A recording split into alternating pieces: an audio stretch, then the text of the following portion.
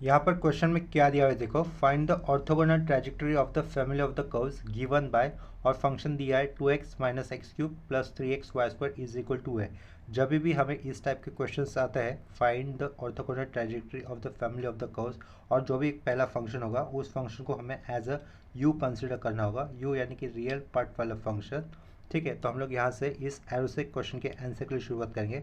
Given part वाले function को हमें यू कंसिडर करना, तो ये क्या लिखा, since u is equal to, function को लिखेंगे हम लोग that is 2x minus x cube plus 3x Y square, ये लिख दिया। ये इक्वल टू कांस्टेंट की लिखने की ज़रूरत नहीं है, इक्वल टू कांस्टेंट ए लिखा है ना, तो वो वाला पार्ट u मेंशन करने पर लिखने की ज़रूरत नहीं। ठीक है, तो u फंक्शन देने के बाद हमें क्या करना होगा, इस गिवन फंक्शन u का पार्शियल डिफरेंशिएशन करना है विथ रिस्पेक्ट टू x के साथ। जब हम लोग u का पार्शियल डिराइव करेंगे विथ रिस्पेक्ट टू x के साथ, तो उस in that case y variable क्या हो जाएगा, कांस्टेंट कंसिडर करना होगा। ठीक है, तो हम लोग देखो यहाँ पे क्या करेंगे, do you by do x यानी कि पार्शियल डिराइव हो रहा है यू फंक्शन का with respect to x only, तो 2x का डिराइव कितना होगा, ओनली 2, माइनस एक्स क्यूब का डिराइव होगा 3x स्क्वायर, एक्स का डिराइव होता है 1, तो यहाँ से क्या रिमेन रहेगा 3y स्क्वायर। ठीक है, इतना हो गया, एंड लिखा आगे।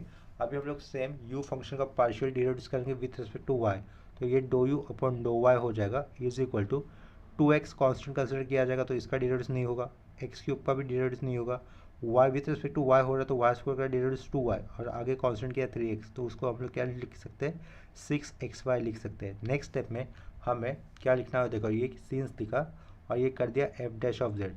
Since F dash of Z करने पर फर्स्ट लेक्चर में ही हम लोगों ने सीखा है एफ डैश ऑफ जेड के लिए फॉर्मूला क्या होता है, देखो u x minus I you Y होता है। तो ये यू एक्स क्या होता है, do u by do x का एक दूसरा नोटेशन होता है यू एक्स, और ये do u by do y के लिए दूसरा नोटेशन क्या होता है, यू वाई, यानी कि partial derivatives of u with respect to y, और यहाँ पर यू एक्स का मतलब partial derivatives of u with respect to x. ठीक है, इतना क्लियर हो गया। अब नेक्स्ट स्टेप में f dash of Z equal to u x minus I you y लिखने के बाद हमें यूज़ करना पड़ेगा by using Milne Thomson method. क्या यूज़ करना है हमें, by using Milne Thomson's method, by using Milne Thomson's method. तो by using Milne Thomson method हमें आगे क्या करना होता है, put x is equal to Z और y equal to zero put करना होता है। Put x is equal to z comma Y equal to zero. ठीक है, ये वर्ड मेथड है, समझ लो आप। नेक्स्ट स्टेप में क्या करना होगा, देखो लेफ्ट साइड में तो ये एफ डैश ऑफ जेड ही रहेगा, यू एक्स जो फंक्शन मिला है ना हमें, देखो ये वाला, इस फंक्शन के अंदर y की जगह पे जीरो लगे तो ये वाला टर्म जीरो हो जाएगा, और z की जगह पे x की जगह पे क्या लेना, z, ये कांस्टेंट रहेगा एज इट इज़, तो ये क्या 2 माइनस 3z स्क्वायर। ठीक है, यू एक्स वाला फंक्शन ये हो जाएगा। आगे यू वाई की जगह पे भी सेम हमें ये सब्स्टिट्यूशन वाले पार्ट यूज़ करने होंगे, दैट इज एक्स की जगह पे जेड, वाई की जगह पे जीरो, तो ये सारा टर्म जीरो हो जाएगा, सिर्फ इतना ही आएगा 2 माइनस 3 टाइम्स ऑफ जेड स्क्वायर। ठीक है, इतना क्लियर हो गया। तो लास्ट में आए हुए फंक्शन का हमें क्या करना होगा, इंटीग्रेटिंग बोथ साइड करना होगा, तो ये लिख देंगे हम लोग इंटीग्रेटिंग बोथ साइड। ठीक है, तो इंटीग्रेटिंग बोथ साइड करने पर लेफ्ट साइड में क्या आएगा, इंटीग्रल साइन, और ये एफ डैश ऑफ जेड लिखेंगे with respect to d z, तो इसके कारण ये डी जेड लिखा equal to integration for bracket के अंदर 2 माइनस 3 टाइम्स ऑफ जेड स्क्वायर। ठीक है, राउंड ब्रैकेट क्लोज, लास्ट में होगा डी जेड। तो नेक्स्ट स्टेप में 2 इज़ द कॉन्स्टेंट साइड में एज इट इज़ 1 रहेगा, 1 का इंटीग्रेशन कितना होगा विथ रिस्पेक्ट टू जेड के साथ, तो यहाँ पे सिर्फ जेड हो जाएगा minus 3 times of Z cube upon 3। ठीक है, लास्ट में प्लस ये इंटीग्रेशन का कांस्टेंट। तो ये नेक्स्ट स्टेप में कैसे लिख सकते हैं, 2z, 3 विल गेट कैंसर, ये बचेगा ओनली माइनस जेड क्यूब, और लास्ट में आएगा प्लस से। ठीक है, पीछे क्या है, integration F dash of D Z क्या रहेगा, सिंपली एफ ऑफ जेड हो जाएगा, राइट।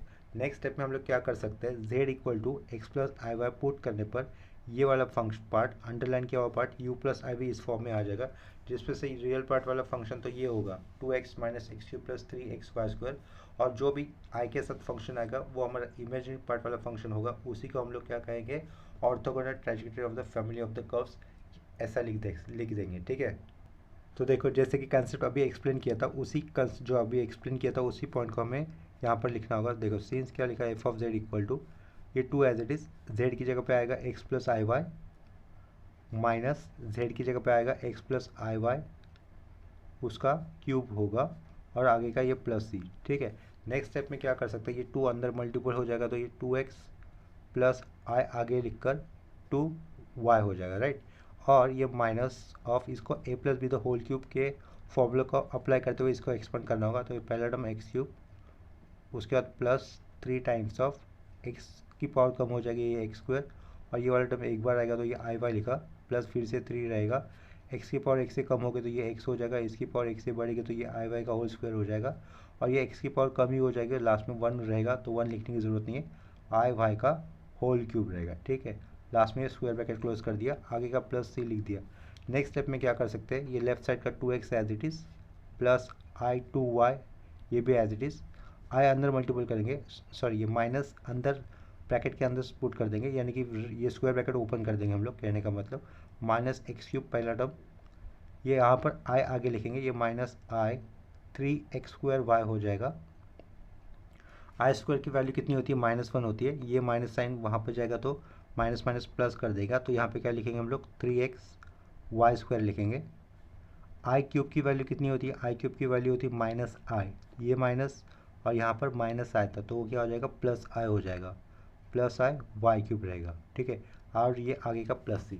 लास्ट स्टेप में से हम लोग क्या करेंगे, रियल पार्ट वाले टर्म्स एक साथ लिखेंगे, यानी कि रियल पार्ट यानी कि जहाँ पर आई नहीं है, तो ये देखो भाई इसको अंडरलाइन किया, इसको अंडरलाइन किया, इसको अंडरलाइन किया, इसके अलावा और कोई टर्म है जिसमें आई नहीं है, नहीं ऐसे कोई टर्म नहीं है जिसमें आई नहीं है। तो सबसे पहले क्या दिख रहा है हमें 2x दिख रहा है तो ये 2x लिख दिया, उसके बाद क्या दिख रहा है यहाँ पे माइनस एक्स क्यूब लिख दिया, उसके बाद क्या दिख रहा है plus 3 times of x Y square, ये रियल पार्ट उसको एक ब्रैकेट में लिखा। अभी जो इमेजिनरी पार्ट रहेंगे यानी कि जहाँ पर भी आई होगा तो वो आई हम लोग कॉमन बाहर ले लेंगे। देखो उसको करली लाइन से अंडरलाइन किया, आई वाले टर्म को करली लाइन से अंडरलाइन किया और ये करली लाइन से अंडरलाइन किया, तो उसमें भी हम लोग आई को कॉमन बाहर लेते हैं, तो अंदर ब्रैकेट के अंदर क्या क्या बचेगा देखो, ये पहले 2y लिखा प्लस वाई क्यूब लिख दिया, उसके बाद ये minus 3 times of x square y लिख दिया, राइट, लास्ट में स्क्वायर ब्रैकेट क्लोज, आगे का ये प्लस थी।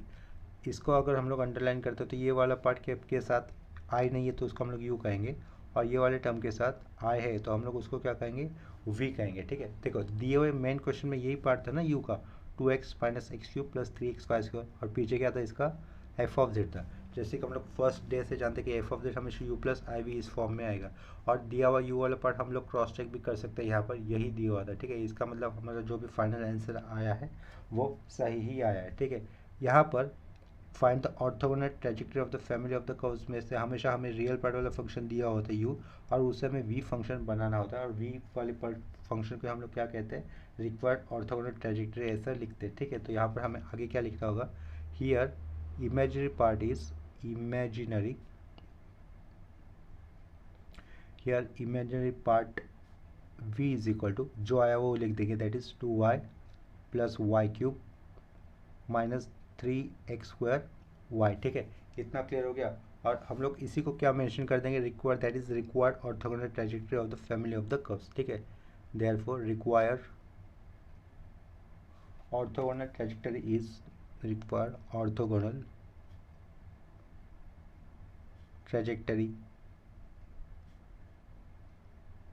इज, यही फंक्शन को लिखेंगे, सिर्फ फंक्शन को लिखेंगे, अभी वी नहीं लिखना है, 2y plus y cube minus 3x square y equal to, question के शुरुआत में इक्वल टू देकर ए दिया था ना, हम लोग यहाँ पे क्या करेंगे ये फंक्शन लिखेंगे इक्वल टू ए डैश कर देंगे। ठीक है, तो ये है हमारा लास्ट में लिखा हुआ फाइनल आंसर पूछे हुए क्वेश्चन के लिए। इसके आगे सेम कंसेप्ट के ऊपर और कुछ सम्स कर लेते हैं। देखो नेक्स्ट क्वेश्चन मैं यहाँ पे लिख देता हूँ, देखो यहाँ पर क्वेश्चन में क्या लिखा है, find the orthogonal trajectory of the family of the curves, और कर्व मेंशन नहीं किया तो यहाँ पे कर्व भी मेंशन कर देता हूँ, कर्व है 3x square Y minus Y cube, बस कर्व बहुत छोटा सा है, इक्वल टू क्या दिया है सी दिया है। ठीक है, ये जो भी कर्व दिया रहेगा यानी कि जो भी रियल पहले फंक्शन होगा वो कैसा रहेगा, रियल पार्ट वाला ही फंक्शन होगा यानी कि यू होगा। ठीक है, तो नेक्स्ट स्टेप में हमें क्या लिखना होगा, आंसर के लिए शुरुआत करेंगे हम लोग दूसरे पेज पे, सबसे पहले लिखेंगे गिवन फंक्शन यू लिख देंगे। ठीक है, तो देखो ये एरो कर दिया, ये सिंस लिखा, सिंस देकर हमें दिया हुआ फंक्शन ही लिखना है, since u is equal to u क्या दिया हुआ है 3x square Y minus Y cube ये था, राइट, ये u equal to 3x square Y minus Y cube, ये फंक्शन लिखने के बाद हमें आगे इक्वल टू सी देने की कोई ज़रूरत नहीं। ठीक है, सिर्फ ऐसा ही लिखना होगा u। नेक्स्ट स्टेप में क्या करना होगा, दिए हुए u फंक्शन का हमें क्या करना होगा पार्शियल डेरिवेटिव करना है, एक बार विद रिस्पेक्ट टू x के साथ और दूसरी बार विद रिस्पेक्ट टू y के साथ। ठीक है, तो देयरफॉर हम लोग यहाँ पे लिखेंगे do you by do x, इसका ही दूसरा नोटेशन होता है you x is equal to x square का डेरिवेटिव कितना आएगा 2x आएगा, बाजू में क्या है 3y, तो ये 6xy हो जाएगा, इस y की कोई डेरिवेटिव नहीं आएगा, एंड क्या करेंगे do u upon do y लिख देंगे, यानी कि गिवन फंक्शन का partial derivative with respect to y के साथ। तो y का डेरिवेटिव कितना होता है 1, तो यहाँ से बचेगा 3x स्क्वायर और यहाँ पे आगे -3y स्क्वायर। ठीक है, इतना क्लियर हो गया। नेक्स्ट स्टेप में do you by do X और do you by do Y आने के बाद हम लोग क्या लिख सकते हैं, since F dash of Z क्या होता है you x minus I you Y होता है। इतना लिखने के बाद हमें लिखना पड़ेगा by using Milne Thomson method. ठीक है, by using Milne Thomson method. By using Milne Thomson method क्या होता है, put x is equal to Z put करना होता है, put x is equal to Z और comma Y equal to 0 put करना होता है। कहाँ पर, यू एक्स से बने हुए फंक्शन में और यू वाई से बने हुए फंक्शन में। ठीक है, तो देखो यू एक्स में जो क्या दिख रहा है यहाँ पर 6xy दिख रहा है, वाई अगर 0 होगा तो ये सारा टर्म 0 हो जाएगा, और do you by do y में अगर वाई 0 होगा तो ये वाला पार्ट 0 हो जाएगा, लेकिन यहाँ से 3z स्क्वायर बचेगा। ठीक है, तो हम लोग क्या लिखेंगे यहाँ पर, therefore F dash of Z, you x तो कम्प्लीट 0 हो गया था यू एक्स, ये माइनस आई रहेगा, उसके बाजू में यू वाई कितना आया था 3 टाइम्स ऑफ जेड स्क्वायर आया था। ठीक है, नेक्स्ट स्टेप में हम लोग क्या करेंगे, इंटीग्रेटिंग बोथ साइड, ये स्टेप अप्लाई करना होगा। इंटीग्रेटिंग लिखा और यहाँ लास्ट में क्या लिखा, बोथ साइड। तो इंटीग्रेटिंग बोथ साइड करने पर लेफ्ट साइड में क्या आएगा, integration of F dash of Z D Z आएगा। राइट साइड में माइनस आई को कॉन्स्टेंट कंसिडर कर लेंगे हम लोग। इंटीग्रेशन किसके लिए, अभी 3z स्क्वायर के लिए, एक्चुअली 3 भी बाहर लेना चाहिए था लेकिन नहीं लिया था, तो बात कोई बात नहीं, ऐसा रख दिया। ठीक है, माइनस आई बाहर ले लिया, इंटीग्रेशन 3z स्क्वायर, 3 को भी लेना चाहिए था बाहर लेकिन नहीं लिया, तो ऐसे रखा तो भी चलेगा, ऐसे मैं कह रहा हूँ। ठीक है, 3 तो कांस्टेंट है, उसका इंटीग्रेशन तो होगा नहीं, तो वैसे रख देते हैं। नेक्स्ट स्टेप में इंटीग्रेशन करेंगे तो ये माइनस आए, ये 3 एज इट इज रहेगा कांस्टेंट होने के कारण। जेड स्क्वायर का इंटीग्रेशन कितना होगा, जेड क्यूब अपॉन 3, लास्ट में ये प्लस ही इंटीग्रेशन का कॉन्स्टेंट। ठीक है, जेड क्यूब अपॉन 3 है, ये जेड क्यूब अपॉन 3 है, तो 3 will get cancel, final answer क्या आएगा, माइनस आई जेड क्यूब होगा और लास्ट में ये प्लस सी, और इसके लेफ्ट साइड में क्या होगा, एफ ऑफ जेड आएगा। ठीक है, लेकिन ये एफ ऑफ जेड ये तो हमारा एनालिटिक फंक्शन आ गया इन टर्म्स ऑफ जेड में। नेक्स्ट में क्या करना है, उन्होंने इस एनालिटिक फंक्शन से हमें क्या निकालना है, इमेजिनरी पार्ट वाला फंक्शन निकालना है। ठीक है, तो देखो हम लोग वो निकालने के लिए क्या करना पड़ेगा, हमें put z equal to x plus I Y put करना होगा। तो ये लेफ्ट साइड का f of z as it is equal to minus I as it is, जेड की जगह पे एक्स प्लस आई वाई लिखना होगा, उसके पावर में क्यूब और ये प्लस सी। ठीक है, ये बाहर का minus I as it is लिख दिया, ब्रैकेट डाला, A plus B the whole cube apply करेंगे यहाँ पर वो फॉर्मूला, तो ये ए क्यूब यानी कि x cube plus 3 times of x square, ये एक बार आएगा तो ये आई वाई रहेगा, plus 3 times of x square की पावर, और एक बार कम हो गई तो 3x हो जाएगा, ये आई वाई की पावर बढ़ेगी तो ये आई वाई का हम लोग स्क्वायर कर देंगे। ठीक है, लास्ट में यूनिट रहेगा, ये कोफिशिएंट दैट इज़ 1 रहेगा, एक्स की पावर 0 हो जाएगी, एनीथिंग इज टू 0 कितना था 1 होता, तो एक्स आएगा ही नहीं अभी लिखने में भी। साइड में क्या लिखेंगे, आई वाई का पावर कितना क्यूब करना होगा, लास्ट में ये स्क्वायर ब्रैकेट क्लोज। ठीक है, नेक्स्ट स्टेप में हम लोग क्या कर सकते हैं, देखो ब्रैकेट को अंदर पहले हम लोग सिंप्लीफिकेशन कर देते हैं, क्या कहा, पहले हम लोग ब्रैकेट के अंदर का सिंप्लीफिकेशन कर देंगे, दैट इज़ माइनस आई बाहर का एज इट इज़, ये एक्स क्यूब प्लस ये आई को आगे लिख देते, आई 3x स्क्वायर वाई, आई स्क्वायर की वैल्यू -1 होगी तो ये माइनस आगे कर दिया 3xy स्क्वायर, आई क्यूब की वैल्यू होगी माइनस आई तो ये माइनस आई आगे कर दिया, साइड में लिखा वाई क्यूब। ठीक है, और लास्ट में square bracket close. Next step में हम लोग क्या करेंगे, बाहर का माइनस आई अंदर मल्टीपल कर देंगे, ये माइनस आई एक्स क्यूब बनेगा, आई इंटू आई स्क्वायर की वैल्यू -1 और ये बाजू में माइनस है तो क्या लिखेंगे, प्लस 3x स्क्वायर वाई लिखेंगे, minus i into this minus minus plus 3i x Y square, minus into minus plus i into i square, यानी कि क्या रहेगा, ये सिंपली माइनस वाई क्यूब हो जाएगा। ठीक है, लास्ट स्टेटमेंट में लास्ट वाले पॉइंट पर से हम लोग विदाउट आई वाले टर्म को बाहर लेंगे एक साथ और ब्रैकेट में लिख देंगे, वो क्या है 3x square Y minus Y cube है, 3x square Y minus Y cube एक ब्रैकेट में लिखेंगे, और जहाँ पर आई है वो वाले टर्म में से आई को कॉमन बाहर लेकर जो टर्म रिमेनिंग रहेंगे उनको लिख देंगे। देखो minus I X cube plus 3i x Y square, इसमें से हम लोग लेंगे आई को एज अ कॉमन बाहर, यहाँ से क्या बचेगा 3xy² आएगा और यहाँ से -x³ आ जाएगा। ठीक है, लास्ट में ये राउंड ब्रैकेट क्लोज, आगे प्लस सी था, आगे प्लस सी था थ्रू आउट, तो वो नहीं भी लिखा तो भी चलेगा एक्चुअली, तो फिर भी लिख देते याद आने पर, प्लस सी होना चाहिए तो लिख दिया। ठीक है, उसके बाद नहीं करने के अगर भूल भी जाते हम तो। ठीक है, इतना क्लियर हो गया। लेफ्ट साइड में क्या है, ये f(z), जैसे कि हम लोग फर्स्ट डे से जानते हैं कि अगर फंक्शन f(z) से बना हुआ है, यानी कि z इस कॉम्प्लेक्स वेरिएबल से बना हुआ है, तो वो हमेशा u प्लस आई वी इस फॉर्म में आएगा। ठीक है, तो यहाँ पर हो गया ये दिए हुआ रियल क्वेश्चन का पार्ट। रियल पार्ट यही था ना आपके पास, इसका मतलब क्वेश्चन हम साथ साथ में क्रॉस चेक भी हो गया। और इमेजिनरी पार्ट वाला फंक्शन क्या मिला हमें, 3x² माइनस y³। ठीक है, तो हम लोग यहाँ पे लिख क्या सकते हैं, here imaginary part is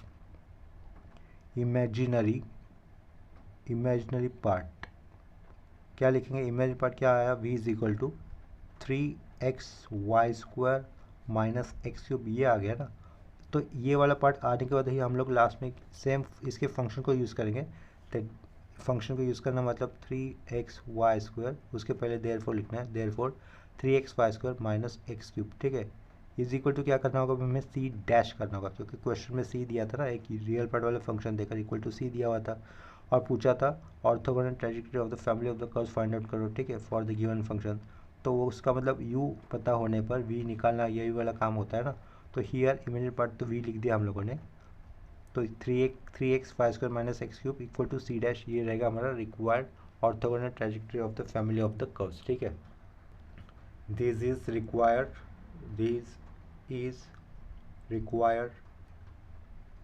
orthogonal trajectory, this is required orthogonal trajectory. इतना ही लिखा तो भी काफ़ी है। ठीक है, नेक्स्ट स्टेप में इसके बाद हम लोग सेम कंसेप्ट के ऊपर और एक दूसरा क्वेश्चन कर लेते हैं। वो क्वेश्चन हमारा आखिरी क्वेश्चन होगा सेम कंसेप्ट के ऊपर, यानी कि orthogonal trajectory of the family of the curves, इस कंसेप्ट के ऊपर अभी जो हम लोग क्वेश्चन करेंगे वो आखिरी क्वेश्चन होगा। ठीक है, देखो यहाँ पर नेक्स्ट क्वेश्चन क्या दिया हुआ है, find orthogonal trajectory of the family of the curves for, equation दिया है 3x² plus 2x² minus y³ minus 2y² equal to C दिया हुआ है। ठीक है, तो हम लोग इस क्वेश्चन को आंसर करने के लिए इस एरो से शुरुआत करेंगे, सिंस लिखेंगे, यू ही होता है। ठीक है, जो भी orthogonal trajectory of the family of the curves में जो भी कर्व्स होता है उसको हमें हमेशा यू ही कंसिडर करना होगा। ठीक है, तो यू हमें क्या लिखना होगा, same function that is 3x² plus 2x² minus y³ minus 2y²। ठीक है, u लिखने के बाद इक्वल टू में हम लोग फंक्शन लिखेंगे, उसके बाद फिर से इक्वल टू सी लिखने की कोई ज़रूरत नहीं। ठीक है, u आ गया, तो u आ जाने के बाद हमें दिए हुए u का, यानी कि फंक्शन u का पार्शियल डेरिवेटिव्स करना होगा विथ रिस्पेक्ट टू x के साथ पहला करना है। तो ये हमने क्या लिखना होगा, do u by do x. Do u by do x का दूसरा नोटेशन क्या होता है, u x भी होता है। इस केस में अभी y वेरिएबल को हमें कॉन्स्टेंट ट्रीट करना होगा। ठीक है, तो ये यहाँ पर क्या है, 3y is the constant, x² का डेरिवेटिव होगा 6xy हो जाएगा फाइनली। ये x² का 2x होता है, 2x अगर इंटू होगा 3y के साथ तो क्या लिखना होगा हमें, 6xy। नेक्स्ट स्टेप में x² का डेरिवेटिव होता है 2x, आगे 2 है तो क्या लिखेंगे हम लोग, इसको यहाँ पर 4x लिखेंगे, इन दोनों का डेरिवेटिव नहीं आएगा। ठीक है, इतना क्लियर हो गया। एंड इसी के आगे पार्शियल डेरिवेटिव कर देते विथ रिस्पेक्ट टू y के साथ भी, तो do u by do y, तो y का डेरिवेटिव कितना होगा, 1 होगा, तो यहाँ से क्या बचेगा, ओनली 3x² बचेगा। ये वाले टर्म का पार्शियल डेरिवेटिव नहीं होगा क्योंकि कंप्लीटली कांस्टेंट कंसिडर करेंगे। माइनस y³ का डेरिवेटिव क्या होगा, माइनस 3y², और ये माइनस 2 आगे y² का डेरिवेटिव 2 हुआ तो ये बनेगा माइनस 4y बन जाएगा। ठीक है, इतना क्लियर हो गया। Do u by do X और do u by do y आने के बाद देखो हम लोग क्या लिखेंगे, let f dash of z, क्या लिखा, f dash of z equal to क्या रहेगा हमारे पास, ux minus I you Y, ये लिखना होगा। ठीक है, इतना लिखने के बाद हमें मेंशन करना होगा by using Milne Thomson method, by using Milne Thomson's method. ठीक है, तो by using Milne Thomson method, ये वर्ड पुट करने के बाद हमें क्या करना होगा, put x is equal to z comma y equal to 0। तो x is equal to z और y इक्वल टू 0 ये कहाँ पे प्लेस करने होंगे, ux से बने हुए फंक्शन में और uy ये बने हुए फंक्शन में। ठीक है, ux यानी कि ये वाला पार्ट रहेगा, ओनली ये वाला पार्ट रहेगा, और uy यानी कि ये वाला कंप्लीट पार्ट रहेगा जिनको मैंने अंडरलाइन किया है। ठीक है, तो देखो लेफ्ट साइड में क्या रहेगा, ये f डैश ऑफ z तो रहेगा एज इट इज़ लिख दिया, इक्वल टू राइट साइड में ux जहाँ पर हम लोग x की जगह पे z लेंगे, y की जगह पे 0 लेंगे। तो y की जगह पे 0 लगे तो ये कंप्लीट टर्म 0 हो जाएगा, ये क्या रहेगा ओनली 4 टाइम्स ऑफ z हो जाएगा, राइट। आगे माइनस आई लिखने के बाद यहाँ पर y0 कम्प्लीटली, ये y0 कम्प्लीट 0, क्या बचेगा 3z² आ जाएगा, माइनस आई 3z² लिखा। नेक्स्ट स्टेप में हमें F dash of Z equal to क्या आया है 4z माइनस आई 3z² ये आया है, उसका करना होगा इंटीग्रेटिंग बोथ साइड, ये स्टेप लिखनी होगी, ठीक है। तो हम लोग क्या करेंगे, इंटीग्रेटिंग बोथ साइड ये स्टेप लिख दिया, बोथ साइड, ठीक है। तो इंटीग्रेशन बोथ साइड करने पर इंटीग्रेशन ये क्या हो जाएगा, integration F dash of Z D Z equal to integration for bracket के अंदर क्या होगा ये 4z minus i 3 times of z² round bracket close, यहाँ पर लिखेंगे डी जेड, ठीक है। नेक्स्ट स्टेप में देखो राइट साइड में, लेफ्ट साइड में क्या हो जाएगा, integration F dash of Z D Z क्या रहेगा, सिंपली एफ ऑफ जेड हो जाएगा इक्वल टू इंटीग्रेशन करेंगे 4z माइनस आई 3z² का, तो 4 इज द कांस्टेंट साइड में लिखा, इंटीग्रेशन फॉर z क्या रहेगा z² बाय 2 हो जाएगा, यहाँ से माइनस 3i कांस्टेंट बाहर लिखा, z² का इंटीग्रेशन z³ अपॉन 3, ठीक है। लास्ट में ये इंटीग्रेशन का constant plus c। Next step में लेफ्ट साइड में क्या रहेगा f ऑफ z होगा equal to 4/2 2 times of z², 3 will get cancel, minus i z³ रहेगा और ये प्लस c, ठीक है। इतना क्लियर हो गया। नेक्स्ट स्टेप में हम लोगों को क्या करना होगा, ये जो एनालिटिक फंक्शन आया है इससे हमें इमेजिनरी पार्ट वाला फंक्शन बनाना है, दैट इज़ v बनाना है, उसी को हमें क्या कहेंगे हम लोग orthogonal trajectory for the required curves कहेंगे, ठीक है। तो देखो यहाँ से हमें v बनाने के लिए क्या करना होगा, put z equal to x plus I Y put करना होगा, तो वो लिखने की जरूरत नहीं, लेफ्ट साइड का ये f of z as it is equal to 2 times of z² which means x plus I Y का whole square minus I as it is z³, इसका मतलब क्या लिखना है, x प्लस आई वाई का होल क्यूब करना है, आगे का ये प्लस है, ठीक है, ये क्यूब है, ठीक है। नेक्स्ट स्टेप में देखो बाहर का ये 2 एज इट इज़ लिख दिया, square bracket a plus B the whole square, यानी कि पहले a² plus 2 times of A B 2 times of a, ये x लिखा और b की वैल्यू आई वाई थी, ठीक है, प्लस आई वाई का होल स्क्वायर, तो ये आई वाई का होल स्क्वायर लिख दिया, ब्रैकेट क्लोज। नेक्स्ट स्टेप में ये माइनस आई बाहर का as it is bracket a plus B the whole cube क्या रहेगा, पहले तो a³ आता है, तो a³ यानी कि x³ plus 3 times of a² यानी कि x² हो जाएगा, और साइड में ये आई वाई एक बार इंट्रोड्यूस करना होगा, इसके बाद x की पावर कम हो जाएगी, यहाँ पे 3 रहेगा कांस्टेंट, 3x आई वाई की पावर x से बढ़ेगी यानी कि आई वाई का होल स्क्वायर करना होगा, आगे प्लस x की पावर 0 हो जाएगी, और ये आगे आई वाई की पावर कितनी लिखनी होगी, हमें क्यूब लिखनी होगी, लास्ट में ये स्क्वायर ब्रैकेट क्लोज, ठीक है। नेक्स्ट स्टेप में देखो कैसे करने होंगे सिंप्लीफिकेशन, ये 2 अंदर मल्टीपल कर देंगे तो वो क्या हो जाएगा 2x², यहाँ पर हम लोग i को बाहर लेंगे, 2i बाहर का 2 यानी क्या हो जाएगा वो i4xy हो जाएगा, i को पहले लिखा 4i यानी कि i को पहले लिखा तो i4xy, i² की वैल्यू होगी -1, 2 इंटू -2 और साइड में 2², ठीक है। इतना क्लियर हो गया। नेक्स्ट स्टेप में हम लोग क्या करेंगे, ये माइनस आई अंदर मल्टीपल कर देंगे तो ये माइनस आई x³ बन जाएगा, थोड़ा सा इसको मैं टेढ़ा लिख रहा हूँ क्योंकि वो इसके साथ मर्ज हो जाएगा, ठीक है। Minus i into x³ minus I x³, यहाँ पर i है, यहाँ पर i है, i इंटू आई² की वैल्यू -1, ये माइनस साइन, तो क्या लिखना पड़ेगा प्लस 3x² y लिखा, ठीक है। i² की वैल्यू कितनी होती है, i² की वैल्यू होती है -1, यहाँ से माइनस साइन बचेगा, ये माइनस साइन है, minus into minus sign plus ये प्लस i बचेगा, तो ये प्लस i 3xy², ठीक है। i³ की वैल्यू माइनस आई y³, ठीक है। इतना क्लियर हो गया। नेक्स्ट स्टेप में हम लोग क्या करेंगे, विदाउट आई वाले टर्म एक साथ लिख देंगे, क्या कहा विदाउट आई वाले टर्म हम लोगों को एक साथ लिखने, विदाउट आई वाले टर्म लोगों को पहले हम लोग आइडेंटिफाई कर लेते हैं या फिर मार्क कर लेते हैं, ये अंडरलाइन आई नहीं है, यहाँ पर अंडरलाइन आई नहीं है, यहाँ पर भी अंडरलाइन कर दिया आई नहीं है, ठीक है। इसके अलावा सारे टर्म में आई है, तो जहाँ पर आई नहीं था वो टर्म को हम लोगों ने अंडरलाइन कर दिया था, वो टर्म क्या है 2x² minus 2y² plus 3 times of x² y, ठीक है। इसको एक ब्रैकेट में लिख दिया हम लोगों ने। इसके बाद जो जो टर्म में आए है वो वाले टर्म लोगों को हम लोग करली अंडरलाइन कर देते हैं, करली अंडरलाइन कर देते हैं, करली अंडरलाइन कर देते हैं, यहाँ पर भी करली अंडरलाइन कर दिया, ठीक है। प्लस आई को लेंगे कॉमन बाहर, प्लस आई को कॉमन बाहर ले लिया, अंदर क्या क्या बचेगा 4 times of xy minus x³ plus 3 times of xy² minus y³ और लास्ट में राउंड ब्रैकेट क्लोज कर दिया। ठीक है, लास्ट स्टेप में थोड़ा सा मिस्टेक हो गया। देखो यहाँ पर आई वाई का होल क्यूब है ना, तो आई क्यूब कितना होता है, माइनस आई होता है। क्या कहा, आई क्यूब होता है माइनस आई। इस माइनस आई को इस माइनस आई के साथ मल्टीप्लाई करेंगे तो क्या हो जाएगा, माइनस इंटू माइनस क्या हो जाएगा, प्लस, और आई इंटू आई, आई स्क्वायर की वैल्यू होती है माइनस। ठीक है, तो माइनस वाई क्यूब रहेगा वो। ठीक है, आई नहीं आएगा, माइनस वाई क्यूब होगा। अगर माइनस वाई क्यूब होता है तो ये रियल वाला पार्ट हो जाएगा, तो उसको कहाँ किसके साथ लिखना चाहिए, इन टर्म के साथ लिखना चाहिए। तो इसको थोड़ा सा कैंसिल कर देते हैं, ये वाले पूरे टर्म को कैंसिल कर देते हैं। ठीक है, फिर से लिखते हैं। यहाँ पर ये बाहर का माइनस आई देखा ही नहीं था, सिर्फ आई क्यूब की वैल्यू माइनस आई होती है, वही लिख दिया था minus I.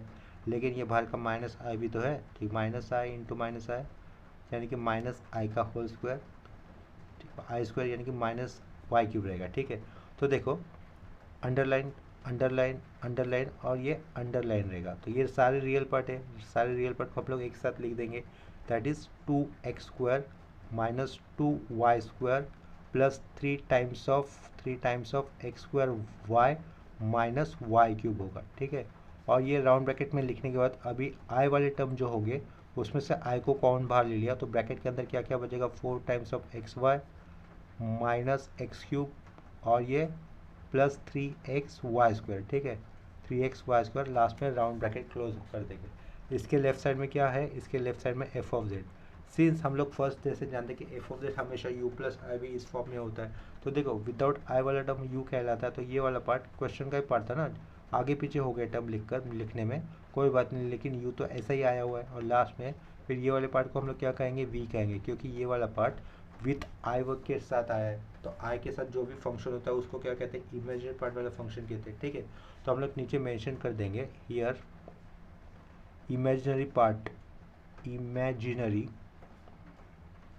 Part v is equal to, क्या है वो इमेजिनरी पार्ट, आई छोड़कर जो भी बनता है फंक्शन वो लिखना है, 4xy minus x cube plus 3 times of x Y square. ठीक है, लास्ट में लिखेंगे देयरफॉर रिक्वायर्ड ऑर्थोगोनल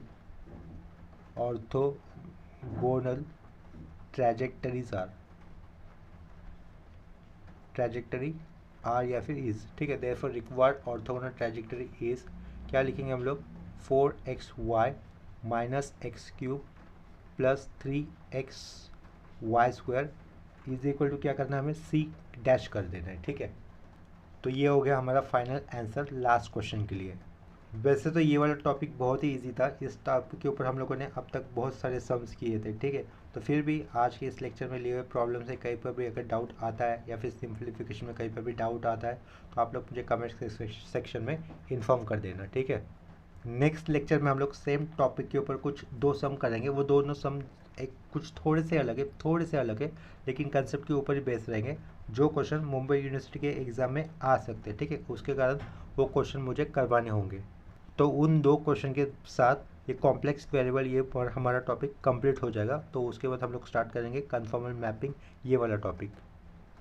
तो अभी के लिए ये लेक्चर हम लोग यहीं पे स्टॉप कर देंगे, मिलेंगे नेक्स्ट लेक्चर में, तब तक के लिए bye, take care and keep learning.